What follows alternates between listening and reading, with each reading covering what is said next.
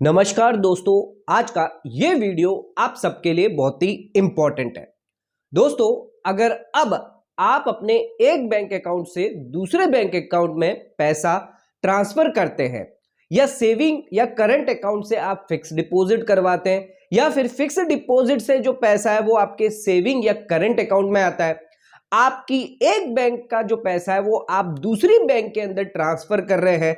ICICI bank के अंदर आपके पास पैसा पड़ा हुआ है, आपने एचडीएफसी बैंक में ट्रांसफर किया है, सेविंग अकाउंट से करंट अकाउंट में ट्रांसफर किया है। तो दोस्तों, जो भी आपने ट्रांसफर किया है उसको इनकम टैक्स डिपार्टमेंट द्वारा जो है अब आपकी इनकम माना जा रहा है। एक इंपॉर्टेंट लेटेस्ट केस आया है जिसके अंदर इनकम टैक्स डिपार्टमेंट द्वारा अगर आप पैसा अपने ही खाते में ट्रांसफर कर रहे हैं तो उस केस में आपकी इनकम मानकर ऐड कर दिया जा रहा है। दोस्तों, केस बहुत ही इंपॉर्टेंट है। इसका क्या फाइनल डिसीजन जो है इनकम टैक्स अपीलेट ट्रिब्यूनल ने दिया है वो भी जानेंगे आज के इस वीडियो के अंदर। इसके साथ साथ हम आपको यह भी बताएंगे कि अगर आप एक खाते से अपने ही दूसरे खाते में अगर पैसा जमा करते हैं तो क्या उस पर इनकम टैक्स की लायबिलिटी आती है। इसके साथ हम ये भी आपको बताएंगे कि आप सेविंग अकाउंट में रहकर कैसे आप फिक्स डिपॉजिट का ब्याज कमा सकते हैं, और अगर आपका करंट अकाउंट है तो उस पर भी आपको ब्याज मिलता है। यह भी बहुत लोगों को नहीं पता होता है। इनकम टैक्स डिपार्टमेंट द्वारा अगर ऐसी कोई नोटिस आती है तो उसका क्या आपको रिप्लाई देना है। कई बार लोग अपने एक खाते से कैश पैसा निकालते हैं और अपने दूसरे ही खाते में कैश पैसा जमा करते हैं, तो उस केस में क्या वो आपकी इनकम में ऐड कर दिया जाएगा। अगर इनकम टैक्स डिपार्टमेंट द्वारा नोटिस आती है तो उसके कैसे आपको रिप्लाई करना है, कैसे आपको जवाब देना है, जिसके बारे में आज के इस वीडियो के अंदर हम डिटेल डिस्कस करने जा रहे हैं। इसके साथ साथ जो केस है उसकी भी डिटेल जानकारी आज के इस वीडियो में देंगे। तो दोस्तों, आज का वीडियो आप सबके लिए बहुत ही इंपॉर्टेंट है। अगर आप एक बैंक अकाउंट से अपने ही दूसरे बैंक अकाउंट में पैसा जमा करते हैं तो उस केस में सरकार द्वारा अब आपकी इनकम में ऐड कर दिया जाएगा। दोस्तों, अगर अभी तक आपने चैनल को सब्सक्राइब, लाइक, शेयर नहीं किया है तो जल्द से जल्द सब्सक्राइब कर लीजिए और बेल आइकन पर नोटिफिकेशन पे क्लिक कर लीजिए ताकि आपको आने वाले सभी नोटिफिकेशन रिगार्डिंग हमारे वीडियोस रेगुलरली मिलते रहे। आइए स्टार्ट करते अपने आज के वीडियो को बिना किसी देरी के।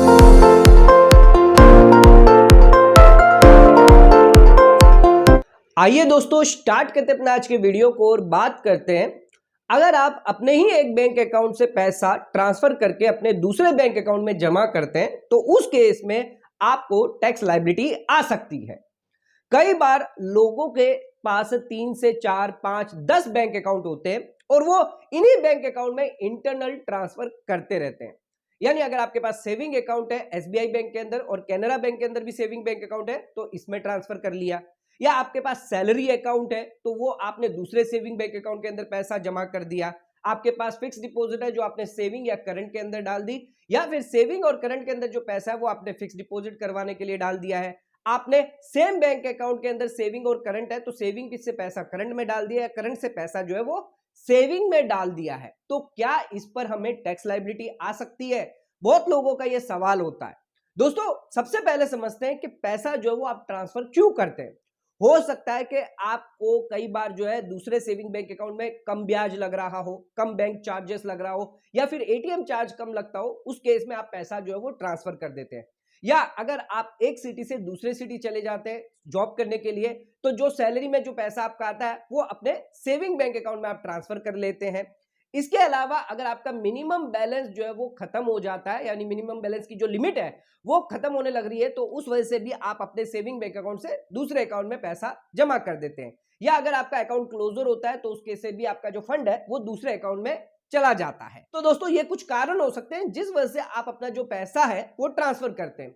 या हालांकि कई बार लोग जो है वो ऐसे ही अपने सेविंग बैंक अकाउंट में पैसा इधर से उधर करते रहते हैं।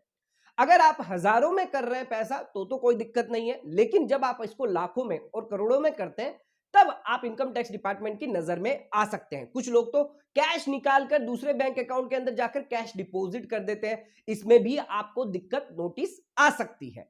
आइए एक एग्जांपल के थ्रू समझाते हैं। अगर आपको ऐसी कोई नोटिस आती है तो उसमें आपको क्या करना है। सबसे पहले मैं आपको यह बता दूं, जो भी आप ट्रांसफर कर रहे हैं उस पर कोई भी टैक्सेबिलिटी नहीं आती है, क्योंकि आप अपने ही एक पॉकेट से दूसरे पॉकेट में पैसा जो है वो ट्रांसफर कर रहे हैं। यह सिर्फ एक एप्लीकेशन ऑफ मनी, यहां पर कोई भी नई इनकम जनरेट नहीं हो रही है। यानी अगर आप एक बैंक अकाउंट से आप दूसरे बैंक अकाउंट में पैसा ट्रांसफर कर रहे हैं तो उस केस में टैक्स लायबिलिटी नहीं आनी चाहिए। लेकिन मैं केस में आपको बताऊंगा जिसके अंदर इनकम टैक्स डिपार्टमेंट द्वारा आपकी इनकम में ट्रांसफर करने की वजह से ऐड कर दिया गया, जो आगे हम आपको डिस्कस करेंगे। तो दोस्तों ध्यान रखिएगा, अगर आप अपने खुद के ही बैंक अकाउंट में पैसा जमा करते हैं तो उस केस में कोई भी टैक्स लायबिलिटी नहीं आती है। चाहे आप एफडी करें या एफडी से पैसा सेविंग अकाउंट में जाए, सेविंग से एफडी में जाए, तो उस केस में आपको कोई भी टैक्स लायबिलिटी नहीं आती है। हालांकि अगर आपने जो पैसा दिया है दूसरे अकाउंट में दिया है, वहां पर अगर आपने रखा है तो सेविंग का अगर ब्याज मिल रहा है, एफडी का अगर ब्याज आपको उसमें मिल रहा है, तो उस केस में आपका एफडी पर ब्याज, जो भी सेविंग पर ब्याज है, उस पर आपको टैक्स देना होगा। यानी जो भी ब्याज की इनकम होगी उस पर आपको टैक्स देना होगा। आइए एक एग्जांपल के थ्रू समझ लेते हैं।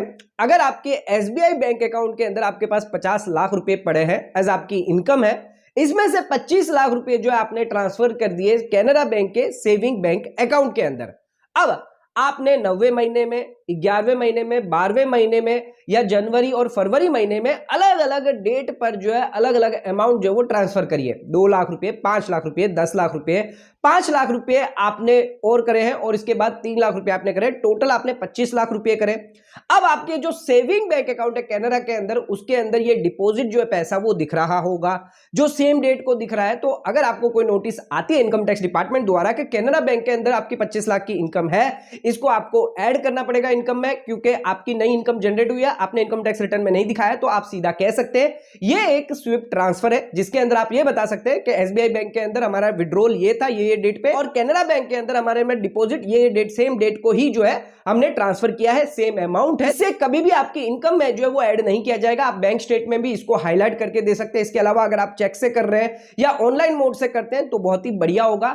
इसके थ्रू आप आसानी से जो है वो बता सकते हैं कि आपने एक ही बैंक से दूसरे बैंक के अंदर ट्रांसफर किया है। अगर आपने चेक के थ्रू किया तो आप चेक भी जो है वो इनकम टैक्स डिपार्टमेंट को दिखा सकते हैं कि हमने जो है ये सिर्फ ट्रांसफर किया है, ये हमारी कोई भी नई इनकम जनरेट नहीं करी है, हमने अपना ही पैसा अपने दूसरे बैंक अकाउंट के अंदर जो है जमा करवाया, जिससे कोई भी टैक्स लायबिलिटी निकल के नहीं आती। तो दोस्तों ये जो भी ट्रांसफर हम आपको बता रहे हैं ये स्विफ्ट ट्रांसफर है, जिस पर आपको टैक्स लायबिलिटी नहीं आती। अब मैं आपको बताता हूं कि कैसे आप सेविंग बैंक अकाउंट में पैसा रखकर भी आप फिक्स डिपॉजिट का ब्याज कमा सकते हैं। यानी सेविंग अकाउंट का 3 से 4% नहीं, बल्कि आपको 7 से 8% तक का ब्याज मिल सकता है। इसके अलावा अगर आपके पास करंट अकाउंट है तो उस पर भी आप ब्याज कमा सकते हैं। कई लोगों को यह लगता है कि करंट अकाउंट पर आपको ब्याज नहीं मिलता, लेकिन दोस्तों आप स्विप इन फैसिलिटी यूज करके सेविंग अकाउंट या फिर अगर आपके पास करंट अकाउंट है तो उसको आप कन्वर्ट कर सकते हैं अपने फिक्स डिपॉजिट के अंदर, जिसके अंदर आपको हायर इंटरेस्ट रेट मिल जाता है। ध्यान रखिएगा, एक थ्रेशोल्ड लिमिट से ज्यादा अगर आपके पास सरप्लस फंड पड़ा हुआ है तो ऑटोमेटिक इस स्विप इन फैसिलिटी से आप अपना जो पैसा है वो फिक्स डिपॉजिट में कन्वर्ट करके जो आपके सेविंग बैंक अकाउंट से लिंक रहेगा, और एफडी का ब्याज यानी 7 से 8% तक का ब्याज आपको मिलेगा। ये आप सेविंग के लिए भी कर सकते हैं, ये आप करंट अकाउंट के लिए भी कर सकते हैं। ध्यान रखिएगा, अगर सेविंग और करंट अकाउंट में बैलेंस कम हो जाता है यानी इनसफिशिएंट बैलेंस रहता है तो वापस रिवर्स स्विप इन भी हो सकता है। यानी फिक्स डिपॉजिट से जो पैसा है वो भी आपका वापस जो है सेविंग अकाउंट के अंदर या फिर आपके जो करंट अकाउंट है उसके अंदर आ सकता है फॉर मिनिमम बैलेंस रिक्वायरमेंट के लिए। इसके अलावा अगर आप फ्रीक्वेंटली विड्रॉल करते हैं तो उस केस में आप बेनिफिट जो इंटरेस्ट का यानी हायर इंटरेस्ट रेट का वो उठा नहीं पाएंगे। अगर जो भी ब्याज आपको मिलता है फिक्स डिपॉजिट पर वो आपके लिए टैक्सेबल होगा, जो स्विप इन ट्रांसफर हो रहा है उस पर आपकी टैक्सेबिलिटी नहीं आएगी। यानी जो पैसा आपका सेविंग और करंट अकाउंट से फिक्स डिपॉजिट पे जा रहा है उससे आपकी कोई भी टैक्स लायबिलिटी नहीं आएगी, लेकिन फिक्स डिपॉजिट पर रहते हुए अगर आपको ब्याज मिल रहा है वो आपके लिए टैक्सेबल होगा। इनकम टैक्स स्लैब के हिसाब से, जो भी आपकी टैक्स स्लैब है, सीनियर सिटीजन है, नॉन सीनियर सिटीजन है, तो उस हिसाब से आप पर टैक्सेबल होगा। ध्यान रखिएगा, आपका इस पर टीडीएस भी डिडक्ट होगा अगर 40,000 से ज्यादा इनकेस नॉन सीनियर सिटीजन है, और अगर 50,000 से ज्यादा अगर आपका ब्याज निकल के आता है तो सीनियर सिटीजन के केस के अंदर, तो उस केस में आपका टीडीएस 10% की रेट पर डिडक्ट किया जाएगा। आप एटीडीटी का भी बेनिफिट ले सकते हैं, जो 10,000 तक का आपको बेनिफिट मिल जाएगा। वो सिर्फ सेविंग अकाउंट के लिए ब्याज के लिए मिलेगा, फिक्स डिपॉजिट के लिए नहीं मिलेगा। लेकिन अगर आप सीनियर सिटीजन है तो एटीडीटी बी के तहत आपको फिक्स डिपॉजिट के ब्याज का भी बेनिफिट मिल जाता है। तो दोस्तों स्वीप इन फैसिलिटी यूज करके आप सेविंग अकाउंट और करंट अकाउंट में पैसा रखकर भी आपको फिक्स डिपॉजिट तक का ब्याज मिल जाता है। आइए अब बात करते हैं, अगर आप कैश विड्रॉल करते एक बैंक अकाउंट से और दूसरे बैंक अकाउंट में कैश डिपॉजिट करते हैं, तब उस केस में अगर आपको नोटिस आती है तो उस केस में आपको प्रूफ जो है वो करना पड़ेगा। यहां पर आपको ज्यादा दिक्कत हो सकती है क्योंकि आपने जो कैश पैसा निकाला है उसको प्रूव करने के लिए आपको कुछ डिटेल प्रोवाइड करनी होगी, जैसे कि आपको कैश बुक देनी होगी। मान के चलिए आपने एसबीआई की सेविंग बैंक अकाउंट के अंदर 20 लाख रुपए जो है विड्रॉ किए हैं, आपने 10वें महीने में विड्रॉ किए, लेकिन उसको जमा जो है वो 11वें महीने में कैनरा बैंक के सेविंग बैंक अकाउंट में किए, लेकिन पूरे के पूरे 20 लाख रुपए नहीं, सिर्फ 15 लाख रुपए आपने जमा किए। दोस्तों अब इनकम टैक्स डिपार्टमेंट को ये प्रूव करना आपको पड़ेगा कि ये जो 20 लाख में से ही आपने जो 15 लाख रुपए है वो जमा किए कैनरा बैंक के अंदर। ये कोई आपकी एक्स्ट्रा इनकम नहीं थी जिसको आपने डिपॉजिट किया, जो भी कैश आपने दिया है। हालांकि कैश आपको डिपॉजिट नहीं करना चाहिए। ध्यान रखिएगा, अगर आप 10 लाख रुपए से ज्यादा पूरे साल के अंदर एग्रीगेट टुकड़े टुकड़ों में भी क्यों ना करते हो, आपकी रिपोर्टिंग जो है वो इनकम टैक्स डिपार्टमेंट को कर दी जाती है। यानी कैनरा बैंक द्वारा आपका जो पैसा जमा किया गया 15 लाख रुपए, इसकी रिपोर्टिंग जो इनकम टैक्स डिपार्टमेंट को कर दी जाएगी। इनकम टैक्स डिपार्टमेंट द्वारा आपको इसकी नोटिस आ सकती है। अब इसका आपको जवाब कैसे देना है, ध्यान रखिएगा, अगर आप कोई कैश विड्रॉल कर रहे हैं तो कैश विड्रॉल पर आपका टीडीएस भी डिडक्ट होता है सेक्शन 194(n) के तहत। अगर आप पूरे साल के अंदर 1 करोड़ रुपए से ज्यादा का विड्रॉल करते हैं तो उस केस में आपको 2% का टीडीएस डिडक्ट हो जाता है। इसके अलावा अगर आप पिछले 3 सालों की इनकम टैक्स रिटर्न फाइल नहीं करी है तो उस केस में 20 लाख के ऊपर अगर आपने विड्रॉल किया तो 2% और 1 करोड़ के ऊपर किया है तो 5% का टीडीएस रेट कट जाती है। इससे सरकार को यह भी पता चल जाता है कि आपने पूरे साल के अंदर कितना विड्रॉल किया है और आपका जो टीडीएस अमाउंट है वो आप रिफंड क्लेम कर सकते हैं। दोस्तों बात करते हैं कि अगर आप पैसा जो है जमा करते हैं, 15 लाख रुपए जमा कर देते हैं, तो उस केस में आपको कैश बुक मेंटेन करना बहुत ही इंपॉर्टेंट है। तो हमने आपको एक केस बताया था सीनियर सिटीजन का, जिसके अंदर भी सेम ऐसा ही हुआ था, जिसके अंदर कैश बुक मेंटेन करी थी, उसी वजह से जो है वो बच गए थे।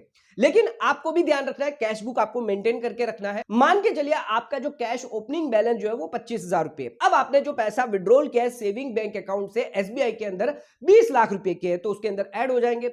इसके बाद आपने डिपॉजिट वापस कर दिया कैनरा बैंक के सेविंग बैंक अकाउंट के अंदर, तो आपका 15 लाख कम हो जाएगा, यानी 5,25,000 रुपए जो है आपका क्लोजिंग कैश रहेगा। ये क्लोजिंग कैश आपको इनकम टैक्स रिटर्न में भी दिखाना है। ध्यान रखिएगा, भले आप ITR 4 क्यों ना भरते हो, अगर आपकी प्रेजेंटिव बेसिस पर इनकम क्यों ना है, तो भी आपको कैश बुक तो कम से कम मेंटेन करनी पड़ेगी, ताकि आप ये प्रूव कर पाओ जो भी कैश आप डिपॉजिट कर रहे हैं वो आपका ही पैसा है, जो एक बैंक से निकालकर आपने दूसरे बैंक में जमा किया है। आपकी कोई नई इनकम नहीं है, आपकी नई कोई केस सेल नहीं है, जिस वजह से आप टैक्स लायबिलिटी से बच पाएंगे। लेकिन ध्यान रखिएगा, कम से कम जो है वो कैश जो है डिपॉजिट करें, ताकि आपको कभी भी इनकम टैक्स नोटिस ना आए। 10 लाख से अंदर करेंगे तो इनकम टैक्स डिपार्टमेंट को आपकी रिपोर्टिंग नहीं होगी, लेकिन अगर आप 10 लाख से ज्यादा करते हैं तो इनकम टैक्स डिपार्टमेंट को आपकी रिपोर्टिंग बैंक द्वारा कर दी जाए। आइए दोस्तों आ जाते हैं अब अपने केस पर। तो ये जो केस है वो IT80 चेन्नई के अंदर रजिस्टर किया गया है असेसमेंट ईयर 18-19 के लिए। इस केस का नंबर है 1081 आदित्य फाउंडेशन SSE, यानी यहां पर जो है रेस्पोंडेंट हो गए इनकम टैक्स डिपार्टमेंट द्वारा IT80 के अंदर ये अपील करी गई है। अब इस केस का जो डिसीजन है वो 25 अप्रैल 2024 को आया है। आइए जानते हैं इसके कुछ फैक्ट ऑफ द केस। दोस्तों जो SSE है एक बिजनेस फर्म है, जिनका बिजनेस रियल एस्टेट और सिविल वर्क है, लेकिन उन्होंने अपना बिजनेस जो है वो बंद कर दिया, अपना पैन कार्ड भी सरेंडर कर दिया है। नवंबर 2017 को ही उन्होंने अपना बिजनेस जो क्लोज कर दिया। उन्होंने अपनी इनकम टैक्स रिटर्न फाइल नहीं करी थी, जिस वजह से एओ द्वारा इनका केस रीओपन करा गया और इनको इनकम टैक्स रिटर्न फाइल करने के लिए कहा गया। अब आदित्य फाउंडेशन ने इनकम टैक्स रिटर्न फाइल करी, लेकिन एओ द्वारा इनकी इनकम के अंदर 2 चीज एडिशन कर दी गई। जो डिपॉजिट पड़ा हुआ था 2 करोड़ 7 लाख रुपए, वो ऐड कर दिया गया, और इंटरेस्ट इनकम पड़ी हुई थी 2,62,000 की, वो भी ऐड कर दी गई। अब SSE यानी आदित्य फाउंडेशन का ये सबमिशन था, ये जो 2 करोड़ जो पैसा है वो एडिशन नहीं होना चाहिए। उसके लिए उन्होंने ये कहा इसमें से 60 लाख रुपए जो उनके एक पार्टनर ने कंट्रीब्यूशन किया है, जिसके लिए कंफर्मेशन लेटर जो है कैपिटल कंट्रीब्यूशन का, वो भी इन्होंने सबमिट किया है। इसके अलावा जो बाकी का 1.5 करोड़ रुपया है वो स्विफ्ट ट्रांसफर है, यानी सिर्फ स्विफ्ट क्रेडिट है। उनके करंट अकाउंट उन्होंने मेंटेन करके रखा है, जिसके अंदर अगर कभी भी सरप्लस पैसा होता है तो वो डिपॉजिट के अंदर कन्वर्ट हो जाता है। और अगर कभी भी करंट अकाउंट के अंदर पैसा शॉर्ट होता है तो उस केस में वापस जो रिवर्स स्विप होके अपने करंट अकाउंट के अंदर वापस पैसा आ जाता है। तो जो भी ये 1.5 करोड़ रुपया है, ये स्विफ्ट ट्रांसफर है, स्विफ्ट क्रेडिट है, ये कोई भी इनकी एक्स्ट्रा इनकम जनरेट नहीं हुई है, इस पर टैक्स नहीं लगना चाहिए, ये जो है हमारी इनकम में ऐड नहीं होना चाहिए। हाँ, जो इंटरेस्ट हमें मिला है 2,62,000 का, सिर्फ वही एडिशन होना चाहिए क्योंकि वही हमारी इनकम है। लेकिन एओ ये बात को नहीं मानता और जो है वो एडिशन कर देता है। ये अपील जो है वो सीआईटी अपील के अंदर जाती है, जिसके अंदर सीआईटी अपील द्वारा ये देखा जाता है कि करंट अकाउंट में से भी 1 करोड़ रुपए से ज्यादा का जो पैसा है वो डिपॉजिट में गया है, यानी स्विफ्ट ट्रांसफर है, इसके अंदर एडिशन जो है वो डिलीट कर दिया जाता है। लेकिन एओ फिर भी नहीं मानता, यानी इनकम टैक्स डिपार्टमेंट द्वारा जो असेसिंग ऑफिसर है वो फिर भी नहीं मानता। वो अब पहुंच जाता है आईटीएटी चेन्नई के अंदर, और आईटीएटी चेन्नई के द्वारा अब फाइनल क्या डिसीजन दिया गया, आइए ये भी जानते हैं। आईटीएटी चेन्नई कहता है कि जो एसएससी है उन्होंने करंट अकाउंट बैलेंस मेंटेन करके रखा है। अब पैसा अगर सरप्लस लेता है तो वो डिपॉजिट में ट्रांसफर हो जाता है, लेकिन रिवर्स स्विप भी होता है, यानी अगर कभी भी करंट अकाउंट में जरूरत पड़ती है तो वापस पैसा जो है करंट अकाउंट में आ जाता है। तो ये जो पैसा ट्रांसफर हुआ है 2 करोड़ रुपया जो है, उसके अंदर से ये जो 1.5 करोड़ रुपया है, 60 लाख जो है पार्टनर कंट्रीब्यूशन है, जिसके लिए कंफर्मेशन लेटर दिया गया। सीआईटी अपील के अंदर भी इसको जो है एडिशन नहीं किया गया, तो हम भी इसको एडिशन नहीं करेंगे। लेकिन ये जो 1.5 करोड़ है ये भी स्विफ्ट ट्रांसफर माना जाएगा, ये भी कोई नई इनकम जनरेट नहीं हुई है, ये भी ऐड नहीं होगा। एक बिग रिलीफ जो है वो आईटीएटी चेन्नई द्वारा दी गई है कि स्विफ्ट ट्रांसफर, स्विफ्ट क्रेडिट जो है उनकी इनकम में ऐड नहीं किया जाएगा।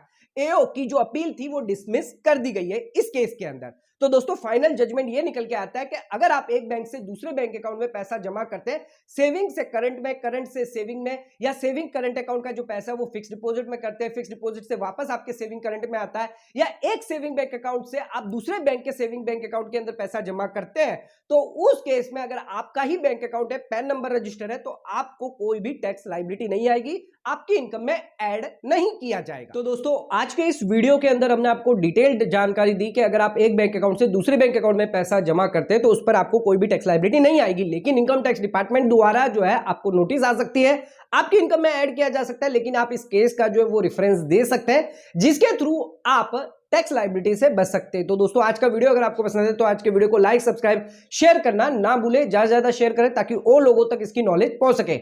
आज का ये वीडियो यहीं खत्म करते हैं, धन्यवाद।